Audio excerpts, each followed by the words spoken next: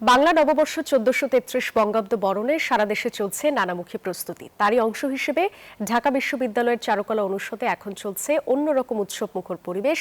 বৈশাখের প্রথম সকালকে বর্ণিল রূপ দিতে সেখানে দিনরাত এক করে কাজ করছেন শিক্ষক ও শিক্ষার্থীরা। সেই প্রস্তুতির খবরই আমরা দর্শক আপনাদেরকে জানাবো। যুক্ত হচ্ছেন সহকর্মী রাজু মাহমুদ। যাব তার কাছে। রাজু, চারুকলায় বর্ষবরণের প্রস্তুতি এখন কেমন দেখছেন? ধন্যবাদ সাদিয়া।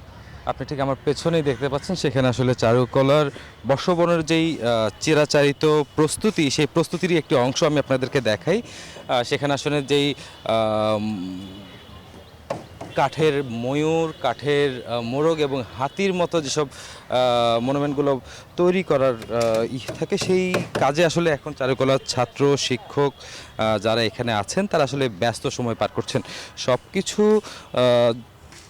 খুব তোড়জোড় করেই তারা আসলে কাজ চালিয়ে যাচ্ছেন, যেহেতু আর মাত্র 2 দিন পরেই বাংলার নববর্ষ 1433, সেই 1433 নববর্ষকে বঙ্গাব্দকে আসলে বরণ করে নেওয়ার উদ্দেশ্যেই চারুকলার এই দিনরাত এক করে এই পরিশ্রম করে যাওয়া।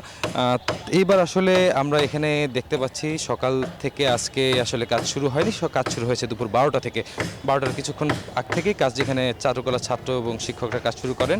তারা এখানে যেসব মনুমেন্টগুলো তারা আসলে তৈরি করছেন, সেই মনুমেন্টের কাজ এখনও চলছে। এখনও হাতুড়ি পেরেক ঠুকাঠুকি শব্দ আমরা শুনতে পাচ্ছি। সব কিছু মিলে চারুকলার এই জায়গাটুকু আসলে খুব ব্যস্ত সময় পার করছে। এছাড়া যদি আমি একটু বলে রাখি, সেক্ষেত্রে চারুকলার এই বর্ষবরণের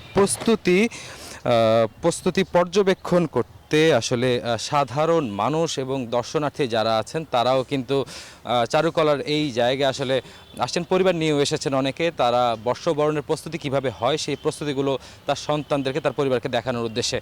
সব কিছু মিলে সাদিয়া, আমার কাছে চারুকলার বর্ষবরণের অনুষ্ঠানের প্রস্তুতির এই ছিল সর্বশেষ। সাদিয়া।